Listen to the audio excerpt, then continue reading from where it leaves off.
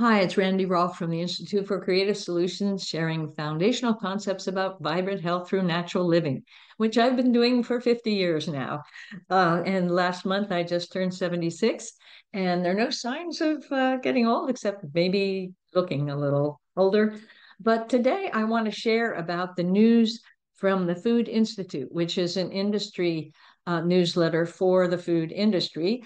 And they say big food is fighting back against unhealthy claims about ultra processed food. Manufacturers fear the term ultra processed will scare consumers and affect U.S. food policy, as lobbyists for food industry groups are pushing back on federal probes and the effects of heavily processed food.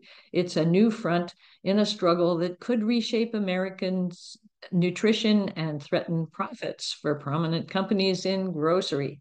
And what they're doing is reporting on a long Wall Street Journal article, which was called "Is America's Ultra Processed Diet That Bad? Big Food Fights Back." And they actually compare the distaste for ultra processed food that's getting a lot of attention now, like people not wanting gluten, not wanting GMOs, the genetically modified foods, and not wanting the high fructose corn syrup in their products. So again, they're rolling out the batteries to fight this because they're noticing that the government is starting to look into this. The dietary recommendations so far have not even mentioned avoid processed foods. They often say, eat whole foods, get more fruits and vegetables, whole grains, whole grain bread, and less salt and less sugar. But they never say don't buy those things that have so much salt and so much sugar and refined grains and so many additives and substitute sugars and all of that. So they've never actually recommended to avoid all that packaged stuff, which is the ultra processed foods.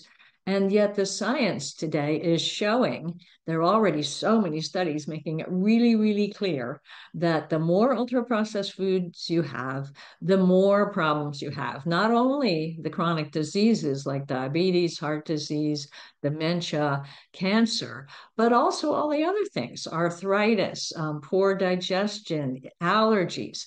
And I go into all of that in my new book that came out just in September, and it was a top release on Amazon for a few weeks, and it's about transforming your relationship to food in just 21 days, the single ingredient diet.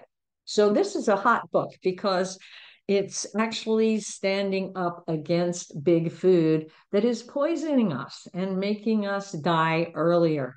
So this is all about getting back to actual real food where you don't have to worry about the labels. There in the Wall Street Journal, they actually quoted someone from the industry saying, well, so what if there are 52 different ingredients in the product, as long as it has, the A and the D and the C and some calcium and protein? That's not the way it works. Our body isn't looking for a string of particular nutrients. It's looking for food, which is processed a certain way from our mother.